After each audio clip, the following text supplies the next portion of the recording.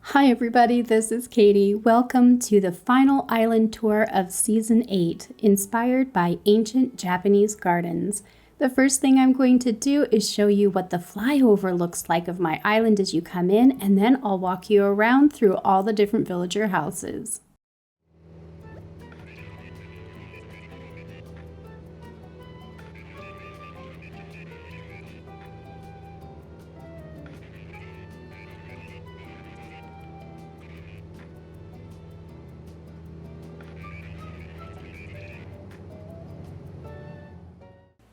Welcome to Harmony, everybody. I am really excited to show you around my island today. The first thing we can do is check out the island map. You'll be able to see that resident services is actually fairly central, which is a decision I made. Then there's a beautiful waterfall with the lake that's just behind it. And all the villager houses kind of go all the way around a circle. On the island, I have Admiral, Billy, Pico, Dora, Rory, Zucker, Coco, Gladys, Walt, and Pinky. The villagers for this island were all chosen because I loved the way their houses fit the theme and aesthetics of the island. Harmony is the 16th island design I've created, so I began the season with a desire to slow things down a little bit and enjoy an island design that was peaceful, simple, and better focused on the natural beauty of Animal Crossing New Horizons. I wanted the island to feel like an old friend that you were coming home to visit after a long absence. With that feeling in mind, I tried to keep each area straightforward and easy for viewers to copy, while still implementing styles and tricks I have learned from playing the game since it was released. I worked really hard to put a lot of natural nature areas, even mixed into the community area. Down here in the middle of town is where all the shops are, but just right past that, I have this big, beautiful lake. I wanted this lake to be a little bit of a centerpiece with the big, beautiful waterfalls coming down from it, so it ends up being kind of the central focus piece of town, which I really love the way that it came out and ends up being right in the middle of everything. I created this little uniform lantern walkway so that you could walk to and from the lake, and I love the way that it looks during the day and the night. There are a lot of custom patterns and beautiful little cherry blossom accents that I have mixed into the red even down here in this area, and I love the way that all the shops are so close together. It really feels like there's a little bit of a town center with all the villagers on the outside. The beaches on the island were all done very simply with palm trees. Some of the flowers trickled down, and the custom patterns that I used up on the grass just very carefully spread out, which is mostly just a little bit of moss and stone patterns. I also put a few little kelp things on the edge, and the beach is perfectly simple just to fit the island exactly. Outside of the central town area, I'm going to go through in a counterclockwise fashion. The first place that we're going to see is Pinky's home up here, and she has a strawberry garden. All the villagers have little featured garden spaces, and I like the way that they both have individualized areas and how they kind of all work together at the same time. I'm using a little bit of pinks and reds up here, but not as much because I really wanted to start taming down the colors to be more natural. Back here we have Admiral's house, and he has a little bit of a memorial garden. His area is probably the smallest, but there wasn't a lot of space left here, and I still really love the way that it came out and fits his character. Across the bridge here is Gladys's house, and she has a greenhouse garden. I think it looks really beautiful down here on the cliff edge, and I love the way that her house is kind of tucked back behind the garden space. She has a little pet goldfish and the garden wagon, and anytime you can put a diagonal bridge in, of course, it looks really beautiful in the area. This next space back here is Walt's rock garden. I just couldn't help myself. I had to do a little bit of a traditional rock garden style. But behind the rock garden is one of my favorite places on the island. This is a beautiful temple that I put together to be very straightforward and feature some of the beautiful items in the game. The only custom pattern that I used is actually just the stone path that it's sitting on top of. The rest of that is all items that come in the game. This is Walt's house here. His area is off to the side. Next up, we come to Dora's house. This little area up here is part of her butterfly garden. I really felt like the butterflies did a good job of being a really sweet element for her area. And then her house is right near the secret beach. I tried to keep it pretty simple down there. Very sweet and very kind of adorable like Dora is. But I like the way that her house tucks back into this little patch of forest.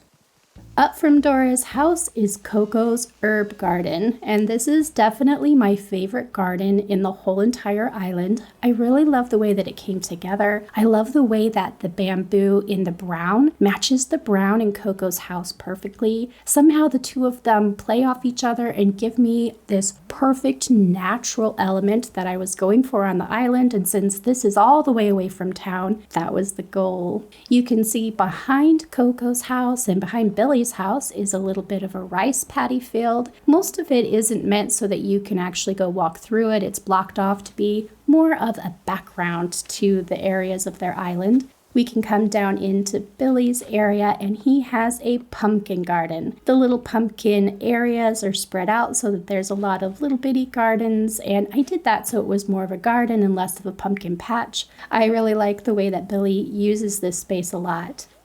If we hop over the water, we can come down and we'll go ahead and pass over into Rory's area, and he has a bamboo garden. In the middle of the bamboo garden is a little bit of a hot spring. I feel like his area is so peaceful and so green, which is really wonderful. And I used a lot of the extra little bamboo items to sort of thicken up the bamboo forest in there. Over from Rory's bamboo garden is going to be Zucker's statue garden. There are a couple statues out here with candles, but then the big centerpiece of Zucker's area are the beautiful buried statues. And I love the way that they are kind of given a real centerpiece when they're all put together. Zucker also spends a lot of time out here taking care of the flowers and sitting on the cushion, which is really cute to see.